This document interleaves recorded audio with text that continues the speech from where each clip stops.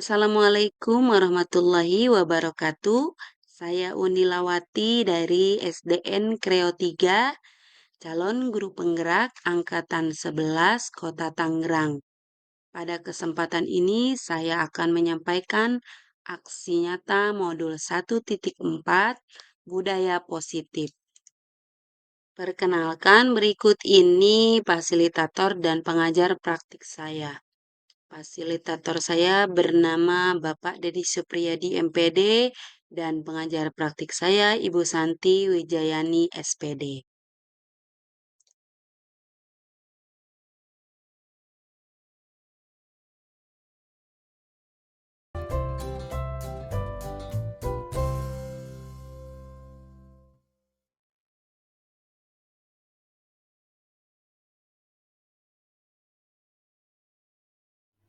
Berikut adalah rancangan tindakan untuk si nyata saya. Yang pertama, latar belakang. Penerapan budaya positif di sekolah merupakan salah satu upaya peningkatan kualitas pendidikan nasional. Penerapan budaya positif ini tidak bisa dilakukan tanpa dukungan dari semua elemen yang ada di sekolah. Dengan penerapan budaya positif ini, diharapkan dapat mewujudkan visi sekolah dan membentuk karakter murid dalam mengimplementasikan nilai-nilai profil pelajar Pancasila. Yang kedua yaitu tujuan. Tujuannya yang pertama menumbuhkan budaya positif dengan kesepakatan kelas. Yang kedua mengembangkan nilai-nilai profil pelajar Pancasila pada murid dalam kegiatan pembelajaran. Yang ketiga menumbuhkan disiplin positif yang menjadi budaya positif di sekolah. Yang keempat membentuk karakter positif pada peserta didik melalui kebiasaan positif dan keteladanan warga sekolah. Dan yang kelima, melakukan kegiatan pembiasaan murid untuk mengimplementasikan nilai-nilai profil pelajar Pancasila. Yang ketiga, yaitu tolak ukur. Siswa atau murid mampu membuat kesepakatan kelas untuk dipasang di dinding kelas dan ditaati. Peserta didik dapat mengaplikasikan nilai-nilai profil pelajar Pancasila secara sadar dan berkesinambungan dalam proses belajar. Murid terlibat aktif dalam kegiatan sekolah dengan secara sadar mengamalkan nilai-nilai profil pelajar Pancasila sehingga tercipta pembelajaran yang menyenangkan dan berpihak pada murid. Seluruh warga sekolah menerapkan budaya positif. Lini tindakan yang dilakukan. Adapun langkah-langkah yang akan dilakukan diantaranya yaitu 1. Sosialisasi kepada seluruh warga sekolah meliputi kepala sekolah, guru, murid, dan tenaga pendidik terkait disiplin positif, kesepakatan kelas dan profil pelajar Pancasila, dan praktik segitiga restitusi sebagai dampak pelanggaran kesepakatan kelas. Yang kedua, guru menjelaskan tentang pengertian dan pentingnya kesepakatan kelas. Ketiga, guru memfasilitasi peserta didik untuk membuat kesepakatan kelas. Kesepakatan kelas yang dibuat disepakati selanjutnya ditandatangani oleh seluruh warga kelas dan dipasang di dinding kelas. Yang keempat, sosialisasi kepada seluruh murid baru tentang penumbuhan karakter dengan mengikuti kegiatan ekstrakurikuler dan pentingnya mengikuti kegiatan ekstrakurikuler sesuai minat dan bakat.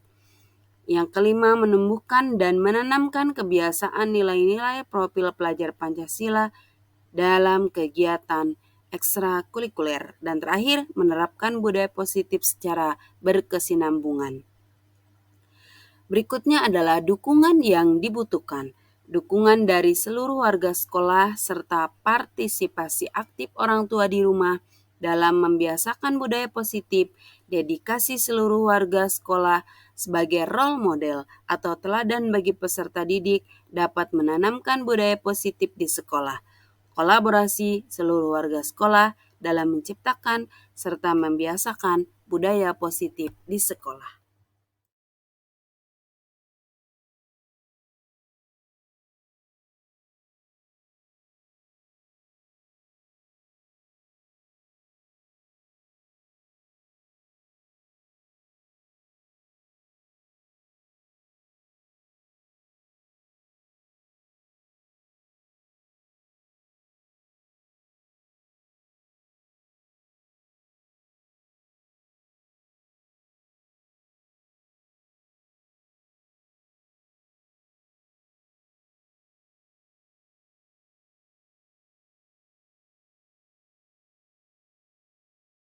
Assalamualaikum warahmatullahi wabarakatuh.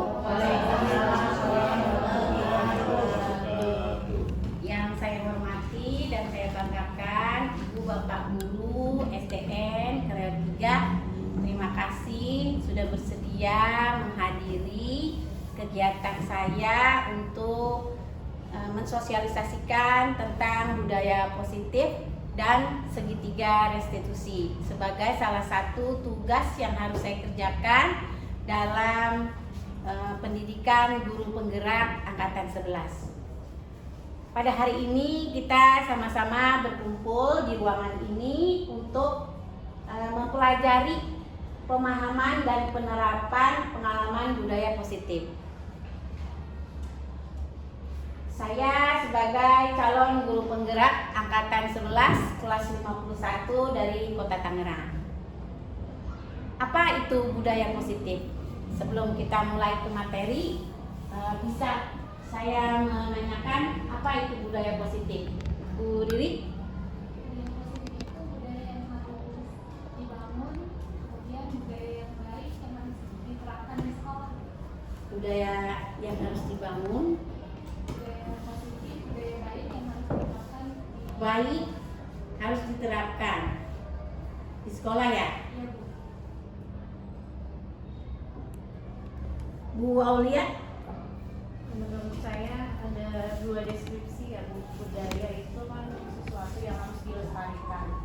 Positif adalah kebiasaan baik. Jadi menurut saya budaya positif adalah kebiasaan baik yang harus diteruskan dan dibiasakan seperti itu. Baik, terima kasih Bu Aulia. Satu lagi Bu Ruby, budaya positif menurut Bu Ruby? Budaya positif itu perilaku yang harus dilakukan, perilaku baik yang memang harus anak-anak lakukan, yang kita contohkan pada anak-anak dan anak-anak harus mengikuti. Baik, terima kasih kepada Bu Riri, Bu Aulia, dan Bu Ruby yang sudah memberi pengetahuannya tentang budaya positif. Konsep inti dari budaya positif, Bu Jum, bisa dibaca Bu Jum? Konsep inti budaya positif, perubahan paradigma belajar, disiplin positif, motivasi perilaku manusia, kebutuhan dasar, posisi kontrol restitusi, keyakinan kelas, segitiga restitusi. Ya, baik. Nah, ini adalah inti dari materi yang akan kita pahami bersama-sama pada kegiatan ini. Yang pertama yaitu perubahan paradigma belajar. Pada kurikulum Merdeka Belajar ini, pembelajaran dengan paradigma baru merupakan pembelajaran yang dirancang berdasarkan prinsip pembelajaran berdiferensiasi.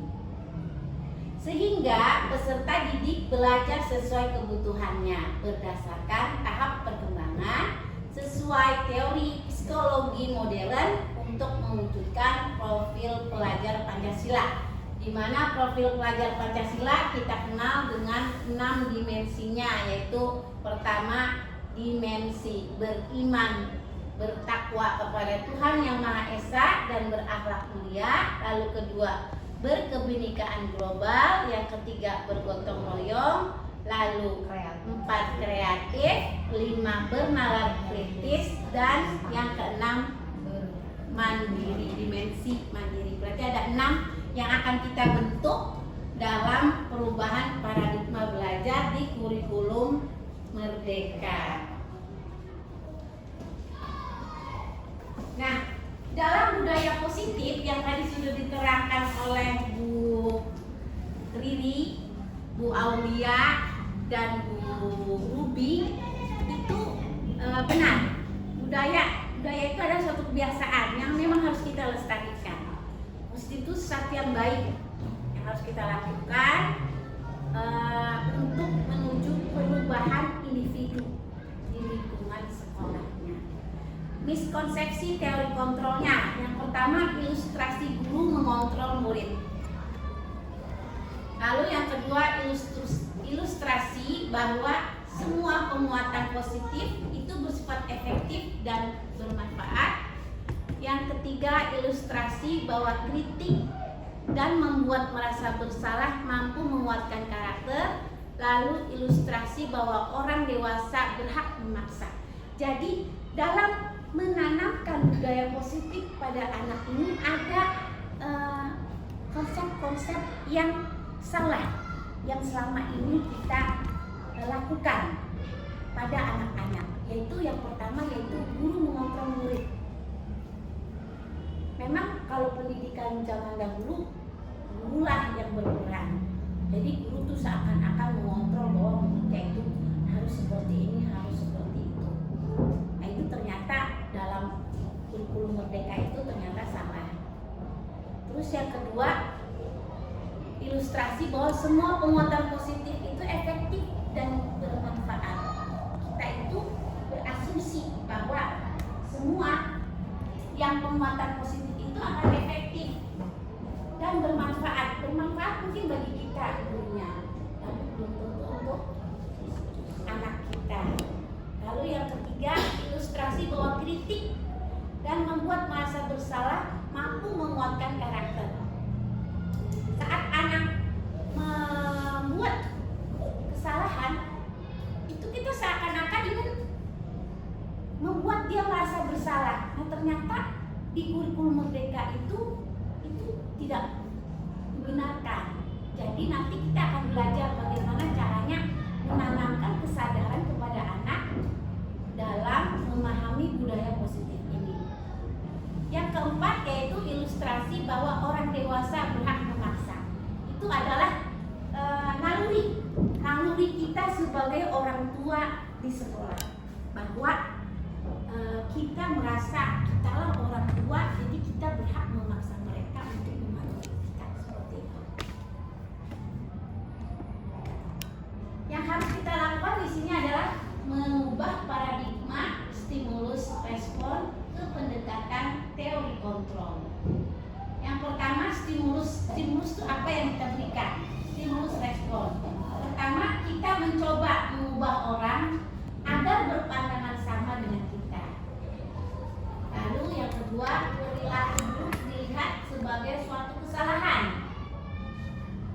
3, orang lain bisa mengontrol saya.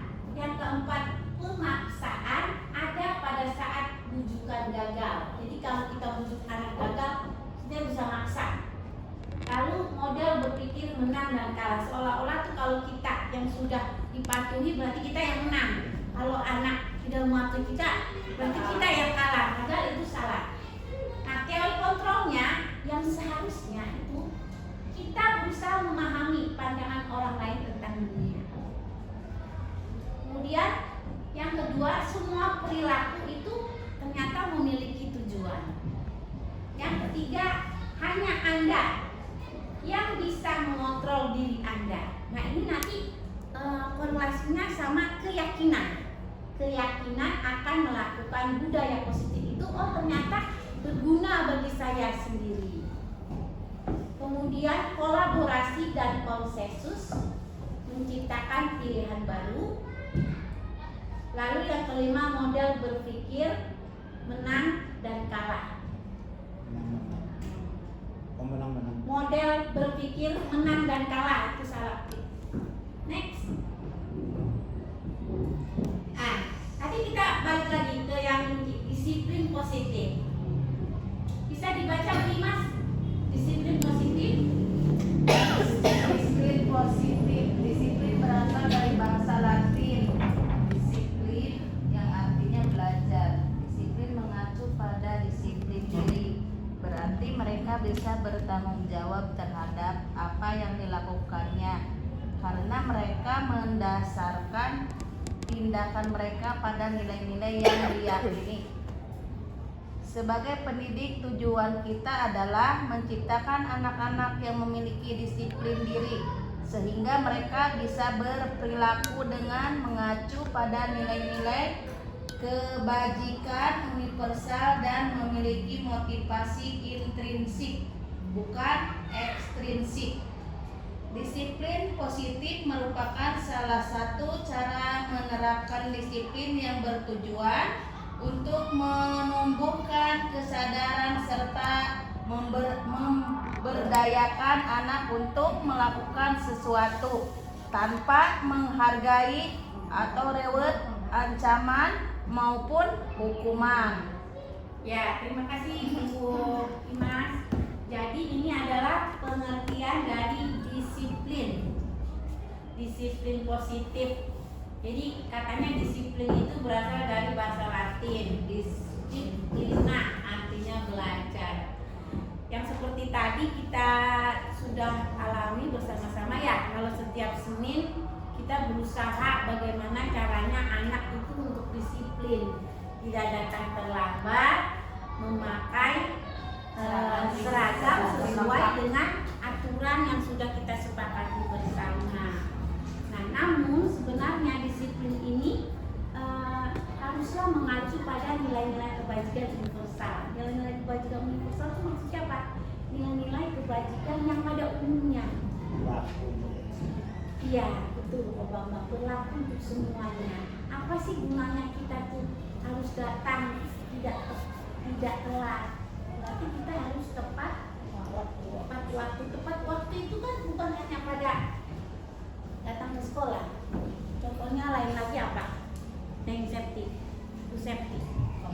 Ya, yang tepat waktu.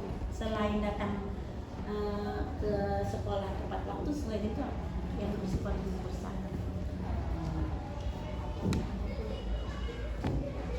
Sholat, Ya.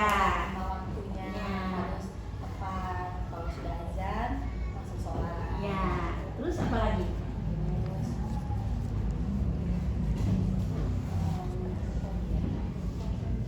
Makan juga Ya, teratur. makan tepat waktu, tidur tepat waktu. Ya, terima kasih Bu Septi. Nah, jadi seperti itu. Disiplin itu ternyata bukan hanya berlaku pada saat datang ke sekolah, tapi juga kata Bu Septi tadi, sholat terus tepat waktu, terusnya makan tepat waktu, tidur juga tepat waktu. Ternyata ada hubungannya. Yang datang terlambat itu ternyata tidurnya malam. Yang datang terlambat itu ternyata tidak disiplin saat tidurnya ya. Jadi makanya dia lelah. Tadi saya sudah memberikan penguatan kepada anak-anak. Bagaimana tubuh kamu tidak mau diajak bangun pagi sebab kamu capek habis lomba atau belasan, tapi kamu dipaksa untuk bangun pagi. Akhirnya wakernya bunyi, kamunya tetap saja tidak bangun, diabaikan. Benar Bu Imas. Jadi intinya itu adalah kontrol pada dirinya sendiri. Pos dulu ya. Dah. Ya, tadi seperti yang dikatakan oleh Bu Septi, yaitu tadi contoh disiplin dalam sholat, kemudian disiplin saat istirahat, dan disiplin saat makan dan tidur. Baik, next. Nah, ini nilai-nilai kebajikan, yaitu nilai yang disepakati bersama, lepas dari suku bangsa, agama, bahasa maupun latar belakangnya. Maksudnya nilai-nilai kebajikan ini terlepas dari kita berasal dari suku bangsa apa, terusnya agama kita apa, bahasanya maupun latar belakangnya. Yaitu yang pertama, profil pelajar Pancasila. Bu Imas, silakan baca lagi Bu Imas. Nilai-nilai kebajikan, nilai yang disepakati bersama lepas dari suku bangsa, agama, bahasa maupun latar belakangnya. Profil pelajar Pancasila: beriman, bertakwa kepada Tuhan Yang Maha Esa dan berakhlak mulia, berkebinekaan global, gotong royong, mandiri, kreatif, bernalar kritis. Ibo Primary Year Program PYP: 1. Toleransi, 2. Rasa hormat, 3. Integritas, 4. Menghargai, 5.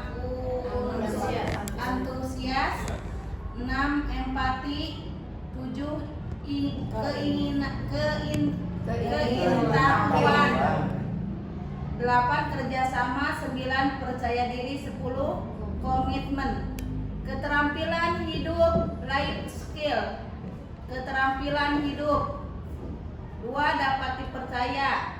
3. Lurus hati. 4. Pendengar yang aktif. 5. Tidak merendahkan orang lain. Dan 6. Memberikan yang terbaik dari diri. Ya, terima kasih Bu Imas. Jadi nilai-nilai kebajikan inilah yang selayaknya kita tularkan kepada anak-anak melalui budaya positif. Ternyata dari profil pelajar Pancasilanya ada 6 nilai yang tadi sudah dibacakan oleh Bu Imas. Yang baru kita kenal itu yaitu yang IBO Primary Years Program atau PYP, yaitu mengenai toleransi, rasa hormat, integritas, menghargai, antusias, empati, keingintahuan, kerjasama, percaya diri, dan komitmen. Itu adalah nilai-nilai kebajikan yang kita harapkan anak-anak kita itu nanti mereka memiliki ini saat mereka sudah membudayakan budaya positif tersebut. Lalu yang selanjutnya adalah nilai-nilai kebajikan dalam keterampilan hidup atau life skills, yaitu pertama keterampilan hidup saat mereka, bagaimana mereka bisa memakai baju sendiri, makan, ngambil nasi sendiri, cuci piring bekas mulutnya sendiri, kemudian dapat dipercaya, lurus hatinya, menjadi pendengar yang aktif, kemudian tidak merendahkan orang lain, dan memberikan yang terbaik dari dirinya. Next. Nah, ternyata budaya positif ini bisa didasari oleh kebutuhan dasar manusia. Jadi seluruh tindakan manusia memiliki tujuan tertentu. Semua yang dilakukan adalah usaha terbaik kita untuk mendapatkan apa yang kita inginkan agar kebutuhan dasar terpenuhi.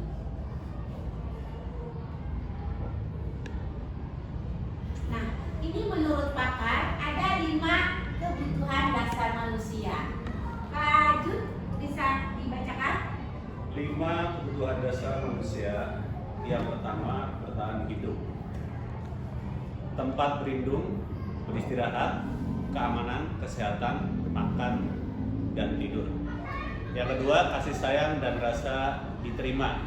Rasa diterima, dipedulikan, kerjasama, menjadi bagian kelompok dan keluarga sahabat. Yang ketiga adalah penguasaan. Harga diri, memimpin, berprestasi, diakui, didengar, dan kompeten. Yang keempat, kebebasan, memiliki pilihan, berani mencoba hal baru, otonom, dan mengendalikan diri. Yang terakhir adalah kesenangan, bermain, tertawa, bercanda, humor, dan gurauan. Baik, terima kasih Pak Jun sudah membacakan 5 kebutuhan dasar manusia. Bu Hilda, bisa dimatikan sebentar fokusnya. Nah, sampai di slide ini Ibu Bapak supaya tidak tegang, kita dengarkan dulu Pak Bambang akan memberikan ice cream.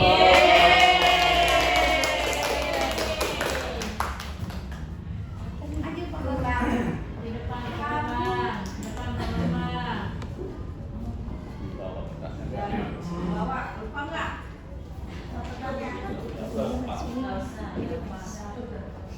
Ya, Mama. Kita nggak usah berdua sendiri aja. Nah, nggak apa-apa lah, sama-sama diajak.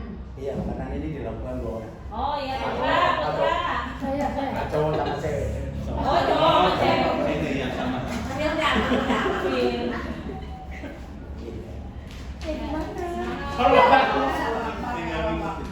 Awas. Ya lihat aku.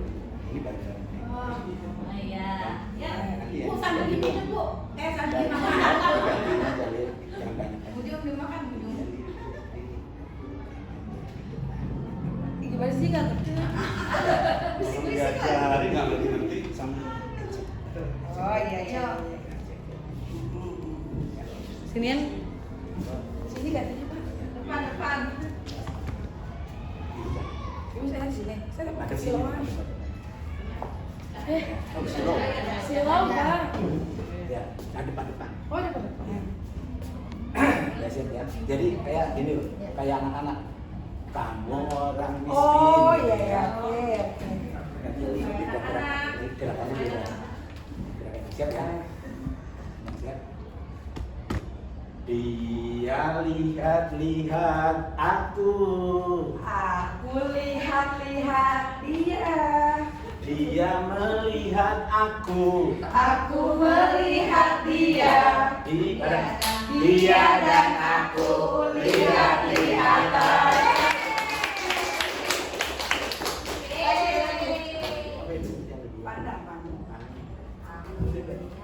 Dia pandang-pandang aku.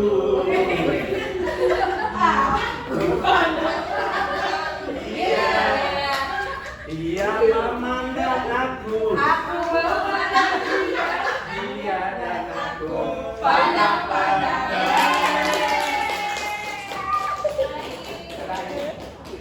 Siap? Siap. Dia lirik-lirik aku. Iya. Dia melirik aku. Aku melirik dia. Dia dan Aku lirik dia. Terus. Lanjutkan.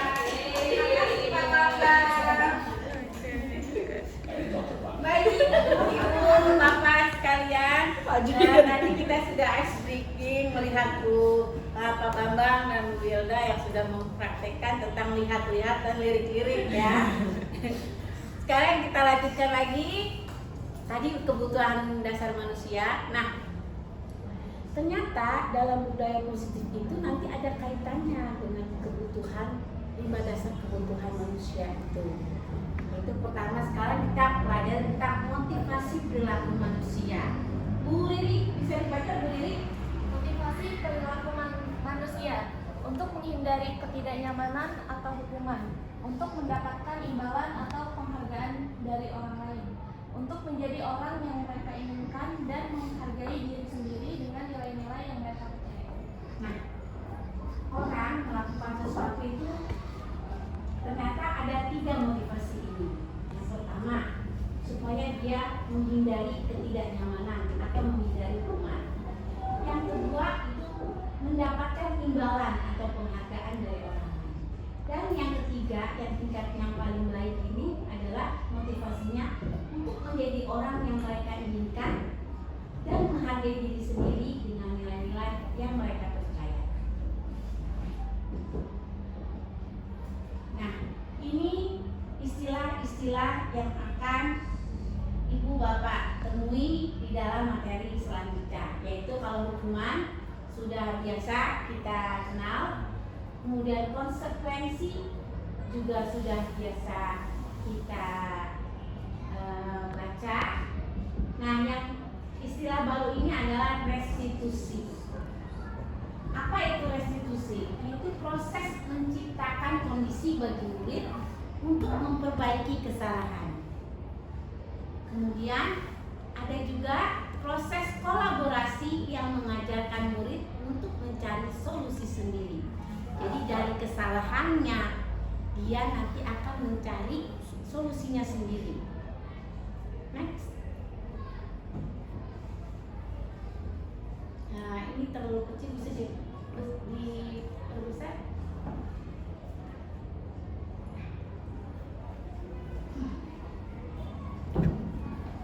Ini apa? Identitas gagal. Ini adalah tabel ya, tabel bagaimana anak itu kita kategorikan sebagai yang gagal, kemudian apa saja konsekuensinya, bagaimana dia harus melakukan restitusi. Dari segi hukuman, Yang pertama dulu, Bu Wilda. Pertama, hukuman. Sesuatu yang menyakitkan harus terjadi. Konsekuensinya sesuatu harus terjadi. Restitusi merupakan pilihan. Lalu, tidak nyaman untuk murid atau anak untuk jangka waktu panjang. Konsekuensinya mereka merasa tidak nyaman untuk jangka waktu pendek. Restitusinya menguatkan untuk murid atau anak dalam jangka waktu panjang. Yang ketiga, menjadi korban, mendapatkan keadilan. Konsekuensinya korban bisa diabaikan. Restitusinya korban mendapatkan ganti. Kemudian yang keempat, murid akan tersakiti.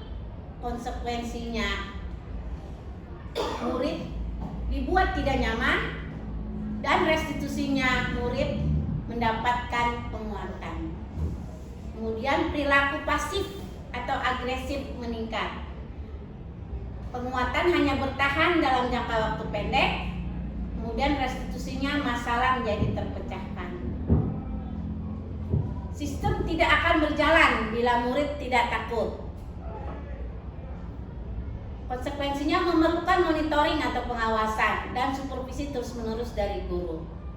Restitusinya murid belajar bertanggung jawab untuk perilakunya. Hukumannya berlaku hanya pada sebuah institusi, tidak berlanjut pada kehidupan nyata. Konsekuensinya membantu penerapan mengikuti peraturan dalam masyarakat, dan restitusinya fokus pada pemecahan masalah dalam jangka waktu panjang. Hukumannya, peraturannya adalah kamu ... Berarti kamu harus. Konsekuensinya apa peraturannya? Mampukah kamu melakukannya? Lalu ucapan terima kasih. Restitusinya apa yang kamu yakini? Apa yang bisa kamu lakukan untuk memperbaiki masalah ini?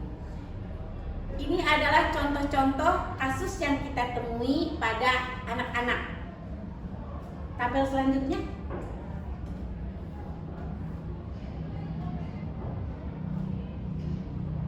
Nah, ini. Anak itu bisa kita katakan gagal saat kita berikan hukuman. Yaitu yang pertama, anak belajar menyembunyikan kesalahan.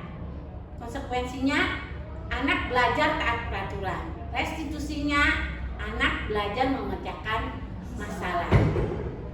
Ibu bapak bisa membacanya, nanti akan saya bagikan juga supaya bisa dipelajari lebih lanjut tentang restitusi, konsekuensi dan hukumannya ini.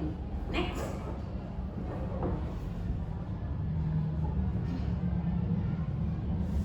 Nah, dalam restitusi itu kita mengenal adanya posisi kontrol guru. Ternyata ada 5 posisi kontrol guru, yaitu pertama penghukum, kemudian teman, lalu pembuat merasa bersalah, yang keempat pemantau, dan yang kelima sebagai manajer. Saat anak melakukan pelanggaran tata tertib, itu kita bisa mengambil 5 peran ini. Dalam 5 peran ini, yang terbaik adalah yang berlaku sebagai manajer. Next. Contoh penerapan 5 posisi kontrol. Seperti yang tadi kita alami ya Pak Jun ya. Siswa tidak memakai atribut saat upacara pengambilan. Kalau posisi kita sebagai penghukum, kita akan memberikan dia hukuman hormat kepada bendera selama 1 jam, kebanyakan 10 menit dan. Lalu kalau kita sebagai pembuat merasa bersalah, kontrol kita sebagai pembuat merasa bersalah, itu kita nanyakan ke dia, berapa kali bapak ibu guru memberitahukan kamu mengecewakan bapak ibu guru. Jadi kita memberikan penekanan pada dia bahwa kita sebagai gurunya kecewa dengan hari dia, dengan perilaku dia hari ini, karena kita sudah memberikan peringatan beberapa kali. Next. Kemudian sebagai teman, kita berlaku seolah-olah kita itu temannya dia.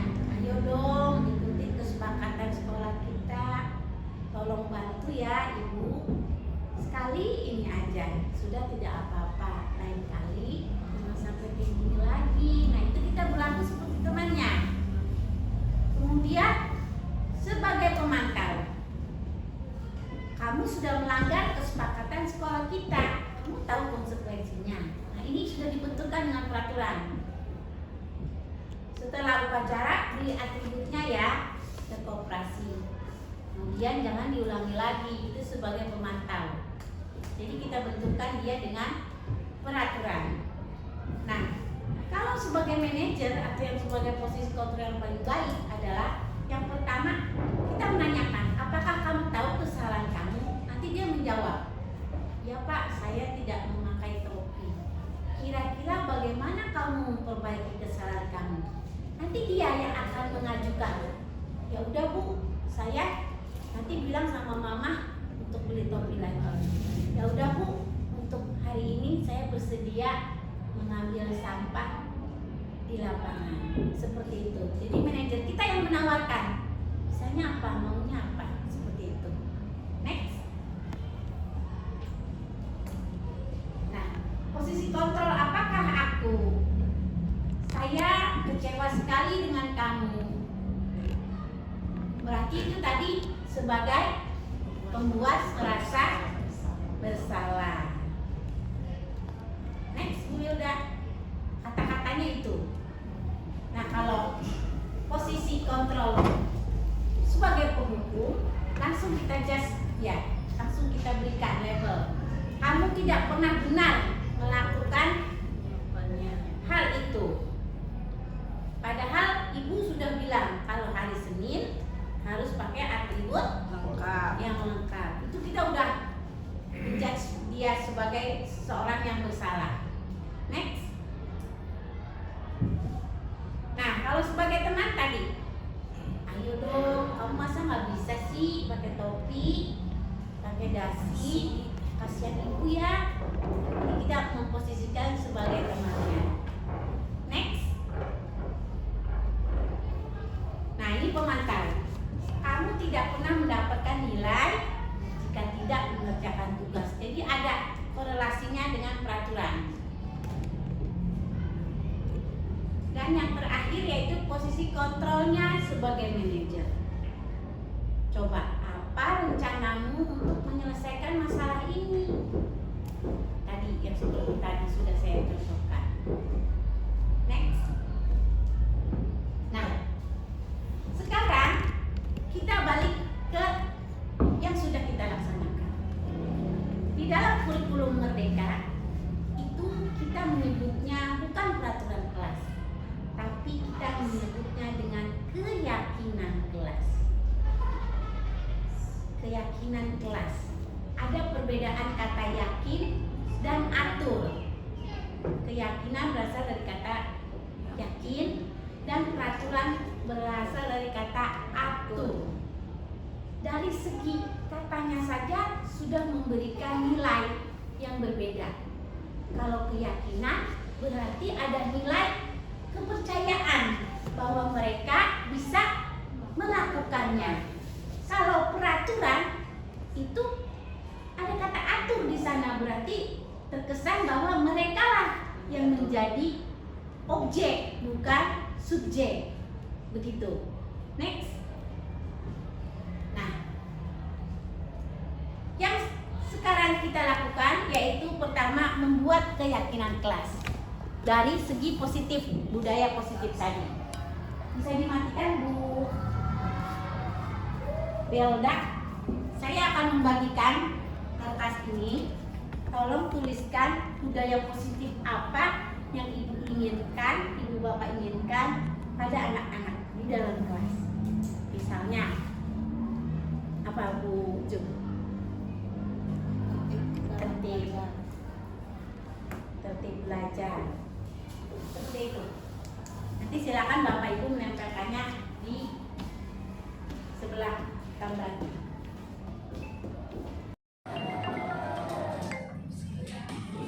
Silakan Ibu Bapak ditempelkan di tembok untuk kasus yang pernah didapati di dalam kelas.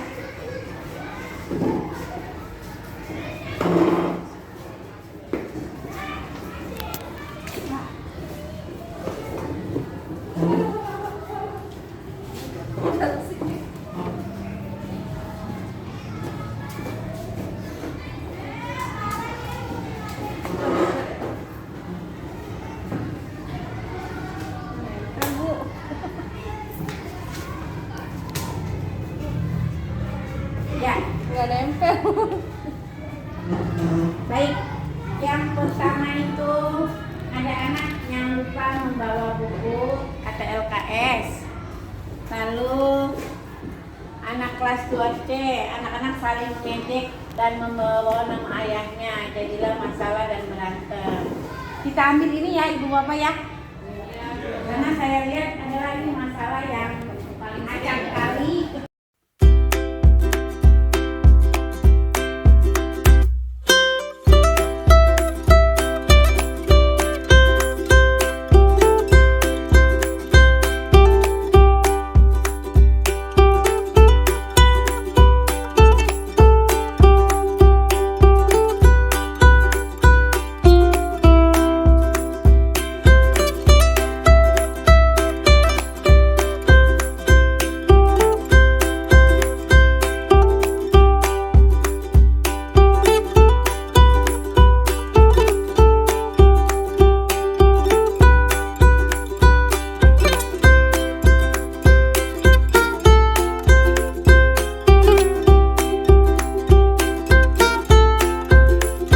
Assalamualaikum warahmatullahi wabarakatuh.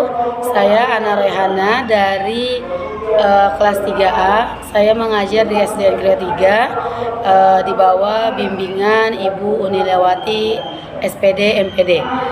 Budaya positif yang Ibu berikan itu adalah ada budaya tentang datang tepat waktu, kemudian bertanggung jawab terhadap pekerjaan, kemudian bekerja sama dalam melaksanakan kegiatan, kemudian beliau juga menularkan kepedulian yang tinggi terhadap bawahannya, serta memberikan penghargaan bagi guru yang memiliki dedikasi yang begitu tinggi untuk sekolah ini. Terima kasih. Assalamualaikum.